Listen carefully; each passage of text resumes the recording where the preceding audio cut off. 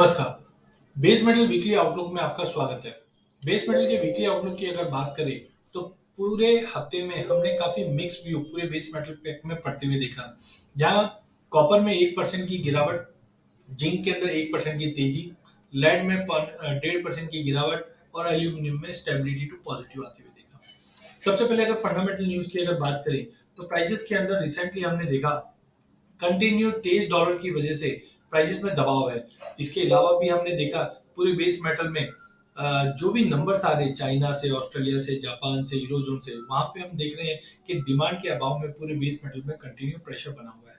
Recently हमने देखा geopolitical concerns भी जो बन रहे हैं, ये इकोनॉमिक ग्रोथ पे डेंट डालता हुआ दिखाई देगा, जिसकी वजह से प्रेशर बन सकता है।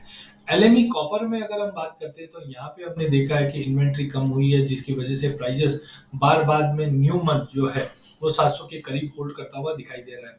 हमने देखा आईसीएसजी की जो रिपोर्ट आई थी, यहाँ पे भी बताया जा रहा है कि जो डेफिसिट था अगस्त में वो 33,000 मैट्रिक टन था 30 के मुकाबले, जिसकी वजह से प्राइसेस को थोड़ा अपलिफ्ट भी मिला है।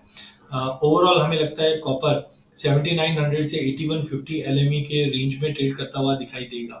वहीं अगर जिंक की अगर हम बात करते हैं तो जिंक के अंदर रिसेंटली हमने देखा जो सरप्लस है वो कंटिन्यू 2023-24 में मेंटेन रहेगा, बट सप्लाई साइड कहीं ना कहीं कुछ कंसर्न्स रह सकते हैं। और चाइना ने 1 ट्रिलियन युआन का जो इन्फ्यूज किया है पूरे मैन्युफैक्चरिंग एक्टिविटी बढ़ाने के लिए या हाउसिंग सेक्टर को इम्प्रूव करने के लिए, जिसका बेनिफिट पूरे बेस मेटल को मिलना चाहिए।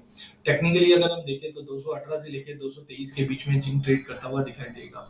वही अगर एल्यूमिनियम की अगर हम बात करें तो एल्यूमिनियम के अंदर भी हमने देखा जो प्राइमरी आउटपुट है सितंबर का वो बढ़ता हुआ दिखाई दिया है, बट कहीं ना कहीं डिमांड है वो धीरे धीरे रोबस्ट होते हुए दिखाई दे रही है, जिनसे प्रॉपर्टी सेक्टर में जो क्राइसिस है वो अब हैंडल करता हुआ दिखाई दे रहा है पीबीओसी। तो टाइमिंग हम बोल सकते हैं पूरे बेस मेटल में कंसोलिडेशन रहेगा, बिकॉज एक तरफ डिमांड का अभाव है, दूसरी ओर चाइना से जो स्टेप्स है ये प्राइसेस को सपोर्ट कर रहा है। तो अगले हफ्ते के लिए अगर कॉपर नवंबर वायदे की बात करें तो 698 में लेके चलिए, 692 का स्टॉप लॉस रखिए, 708 से 710 का लेवल मिल सकता है। वहीं जिंक में 218 के करीब लेके चलिए, 216 का स्टॉप लॉस रखिए, 223-24 तक के जंप मिल सकते हैं। एल्यूमिनियम एज कम्पेयर टू बाकी मेटल्स अच्छा लग रहा है, 202.50 के करीब हम लेके चलेंगे, जो 206.50 से 207 तक का लेवल हम देख पाएंगे। तो कुल मिला के पूरे बेस मेटल पैक के अंदर बाय ऑन ड्रॉप की रणनीति बनाइए। वॉलिडिटी कंटिन्यू रहेगा, लेकिन बाय ऑन ड्रॉप करके हम ट्रेड कर सकते हैं।